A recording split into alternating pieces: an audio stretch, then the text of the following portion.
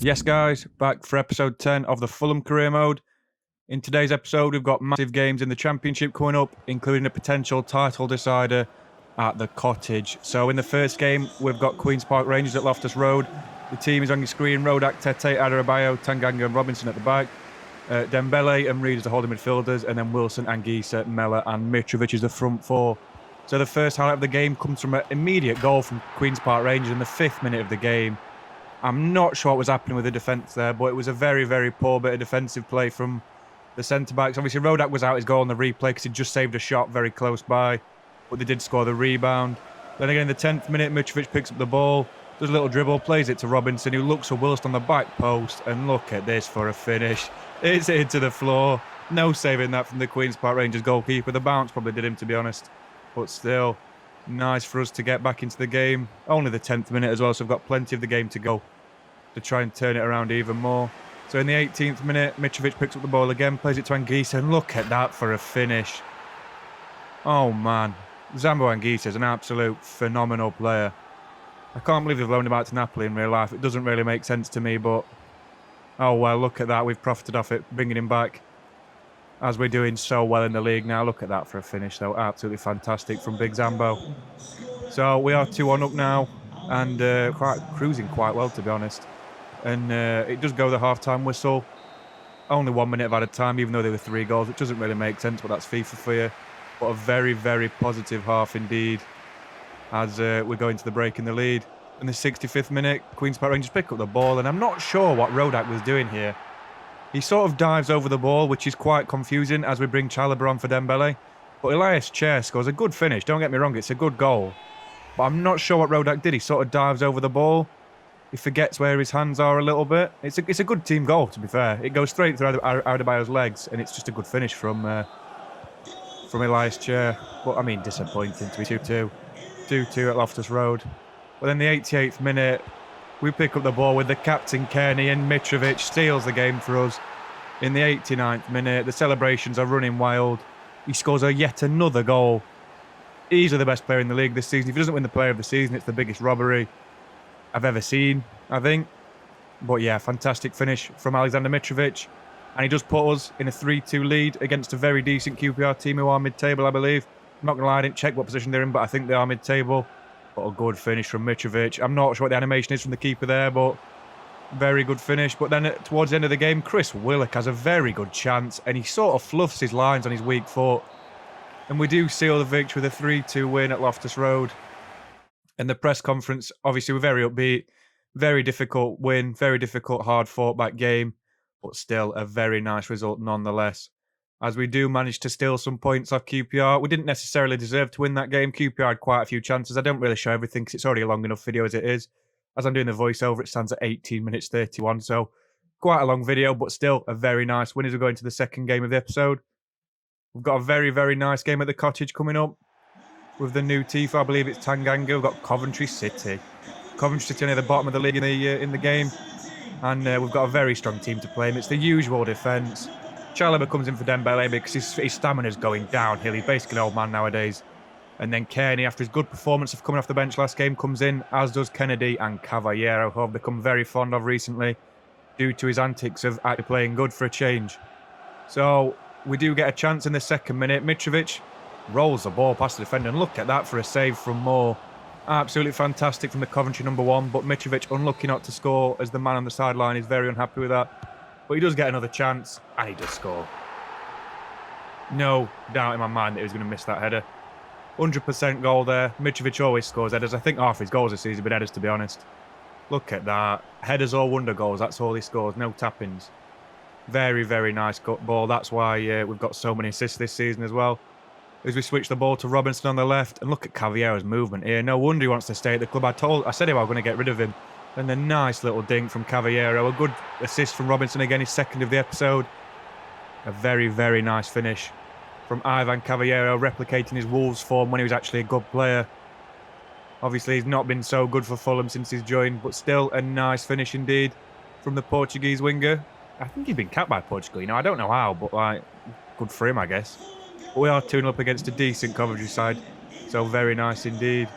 And then in the 23rd minute, we're just going to batter him now. Chalobah plays a lovely ball. I do like Chalobah as well. He's going to play in the team, I think, next season. And another goal from Mitrovic. I don't know what else to say apart from another goal. He just scores every game with his... I don't know if that's Dybala's celebration, but it's still a nice goal. And then we have no chances in the rest of the second half, apart from the last minute of the game, where Mitrovic steals his hat-trick with an absolutely outstanding goal. I don't even know how he scored that. I'm not going to lie. Him and Cavallero do the... I don't even know, does that celebration? It's a bit embarrassing. I didn't mean to do it. But, I mean, good ball from... Is it Kearney again? It's a very, very nice finish from Mitrovic to seal a 4-0 victory against Coventry City. And another press conference. I like doing the press conferences, to be honest. I didn't on the Valencia CAREERMODE, but on this one, I'm really enjoying the press conference. It gives me a nice little break between games. And, no, I'm really happy with that result. Mitrovic again, another hat-trick. I mean, I think that's his 6th or 7th of the season. You just can't get a better striker in the league. It's probably more than that. It's probably got 10. I don't really know. I lost count. I probably don't have enough fingers to count it, but still. Very nice to see. As we do indeed go into the third game of the episode, a very difficult away game we've got. And obviously, it's not a branded stadium, because as I always say, they don't have the licensing for it. We're against Derby County at the Stade Municipal, because that's obviously Pride Park in real life. I don't think it's called that anymore, but that's what I always call the Derby Stadium. In real life, it's a very nice stadium. It's disappointing they haven't got it. But we've still got a similar team out. Dembele and Reed come back into the team. We've got Anguissa as an attacking midfielder with Wilson and Mellor on the left and right wing. Cavallero has been dropped to the bench again, and so has Chalobah. Now, they did play very well last game, but I'm just trying to get my strongest team out at the moment. We do attack Derby very early on. I mean, I love playing against Richard Stearman because he's literally got no pace. As Mitrovic hits one from 30 yards and bags it in.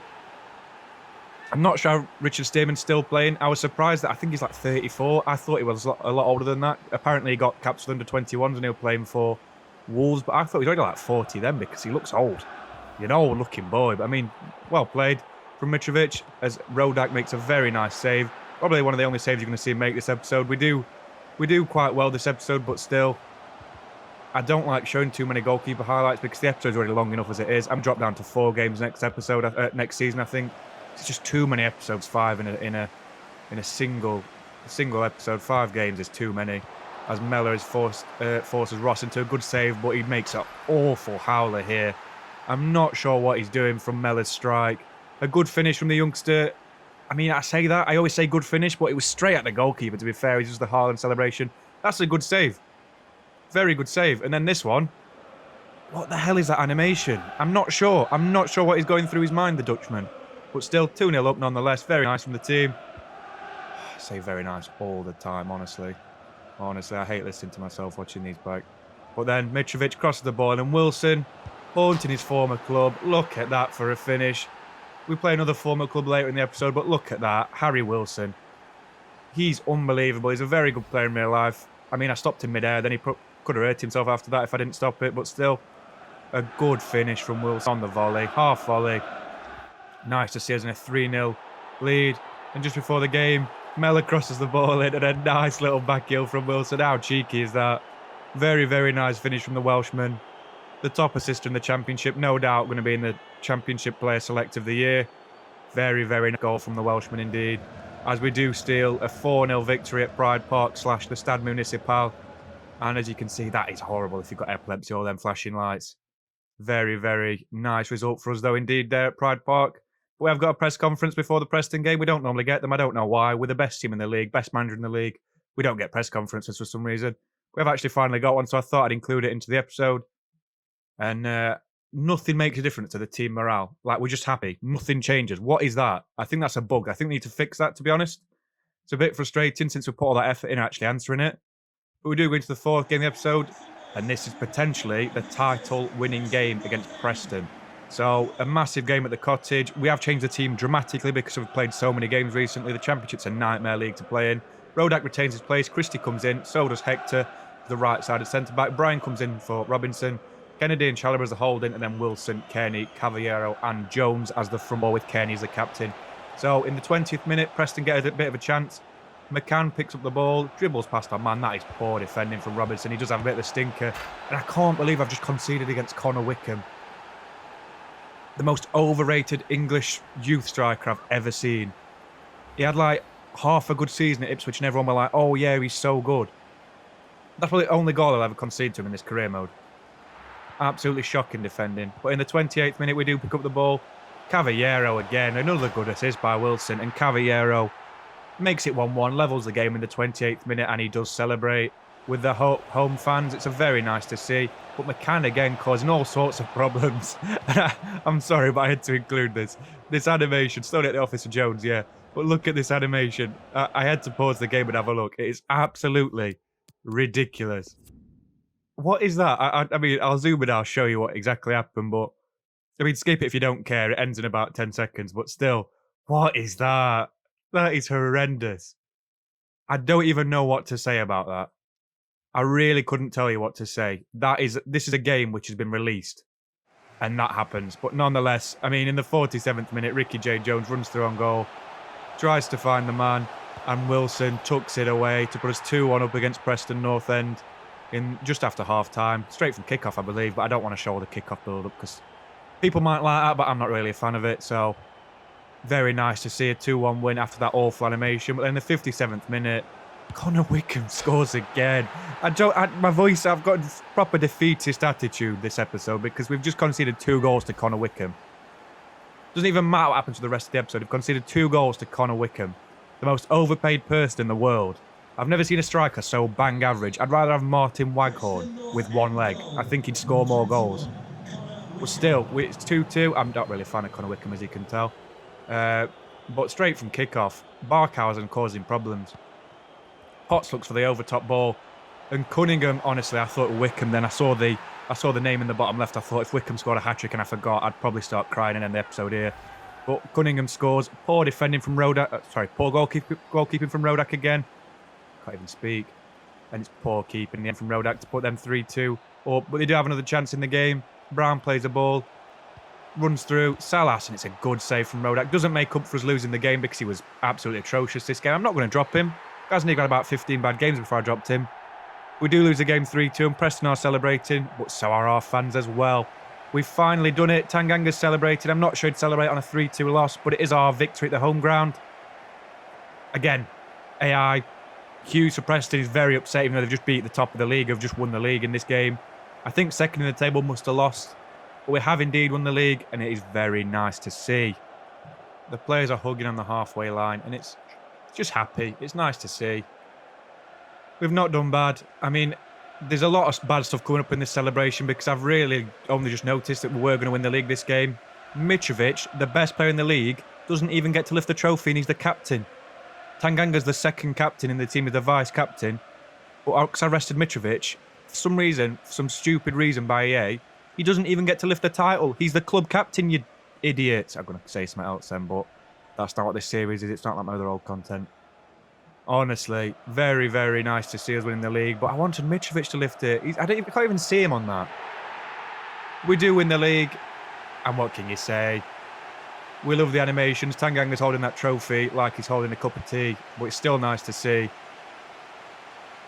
And Mitrovic in the background, you can sort of see him in the bottom left of the corner, but still it's very, very upsetting. And on the thumbnail, I think you can slightly see him in the back left of the thumbnail. So honestly, I'm not sure what that is, but still, we took the press conference. We thought we've won the league. The season's over for us, basically. After the episode, we've only got 2 games left. So at the end of the episode, we'll talk about what we're going to do in the next episode, but still, nice to see us win the league. That was what the board wanted. I didn't think it was going to happen at one point, but obviously it has done.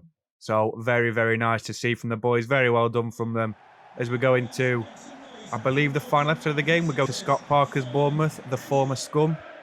I mean, I think the Fulham fans like Scott Parker, so fair enough. I like Scott Parker. He seems like a decent bloke, but I mean, we do call him that because we've won the league and he didn't help us do it. It was me and the team, obviously. Not just me, the team. Got a very strong team out again. Probably the strongest team we can field. Dembele back in the side with his 55 stamina. And we do have a very difficult game on against Bournemouth. I mean, I don't know if that chip showed. One of their players, before the screen went black, flicked the ball around, and then they played a first-time through ball through Philip Billing to Jamal Lowe, I think. I mean, it's a good finish, isn't it? Like, look at that. Did you see it then? How can I defend that? I'm not sure what I meant to do, but it's a good finish. Rodak's got no chance with that, I'm not going to lie. I like Rodak, but he's not saving that in a million years. As Harry Wilson picks up the ball against his former club, he makes them pay. Very, very nice play from Wilson. And we do indeed make it 1-1 through the former Bournemouth player, the former Cherry, Harry Wilson. And it's very nice to see.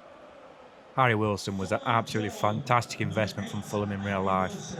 And we can't go wrong with it, really. We've done well to get him, but still very nice to see.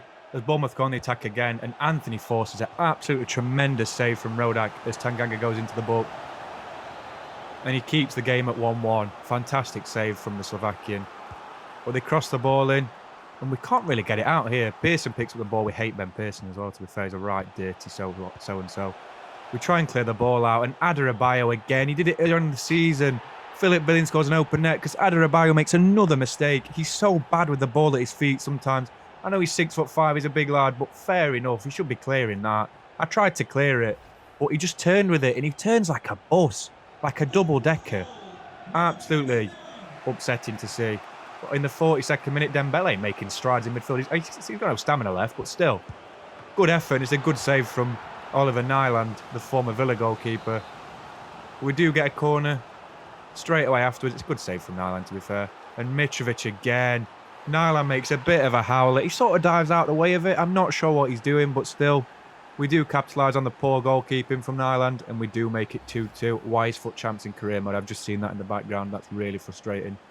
Stop advertising the game modes in career mode. We don't care. That's rant over. And EA Play as well. What? But then Mitrovic in the 50th minute. Look at that for a finish. I didn't even know it was coming up, but he scores. I'm sorry I've gone on a bit of tangent there about EA, but they really wind me up with their advertisements. They could have something else around there, anything really, like EFL all the way around, but no. As you can see from Mitrovic, what a finish that is. I mean, a Premier League keeper might save that, but not a Championship keeper, so we're all right, aren't we? As we give away a penalty. I mean, I keep forgetting these things are going to happen, but it's just terrible gameplay. Like, what am I meant to do about that? I'd even changed to Dembele in the first place. He sort of did it on his own, and that's not a foul. That is not a foul. It's not a prison sentence, is it? But it feels like one. As Brooks takes the penalty, sends Rodak the wrong way and hits the post. I mean, the cheek on David Brooks. I think he's a bit of a idiot in real life. But, I mean, we do manage to nick the win, and it's very nice to see again. The players are celebrating like they've won the league again, so I'm not watching this again. But Harry Wilson obviously happy to have scored against his former club and assisted against them. Very nice to see. Another 3-2 win. We get a lot of that. We've had like 4 or 5 of those this season, I think, maybe more. But we do indeed get the victory, and we do wrap up the episode very nicely with another victory. As we can see, Congolo's finished his development plan. But to wrap up the episode, we are top of the league. We've won the league, 12 points clear, 121 goals in 44 games. That's almost 3 goals a game. And we had, at the start of the season, we barely scored. Mitrovic has got 56 in 39 games. More than double what his next person has got. I mean, it's not even funny, is it, really? It's just very nice to see. Wilson, Anguissa and Mitrovic are the top assists. Again, you can't do anything about that. We're fantastic at crossing the ball in. That's all I can say. And then Rodak and Gazaniga on the same clean sheets, same games played and everything. So not bad to see it all. But in the next episode, we've got Luton at home. And we've got Sheffield United away to wrap up the season. So I appreciate you watching. Please like and subscribe. Thank you very much. I'll catch you in the next one.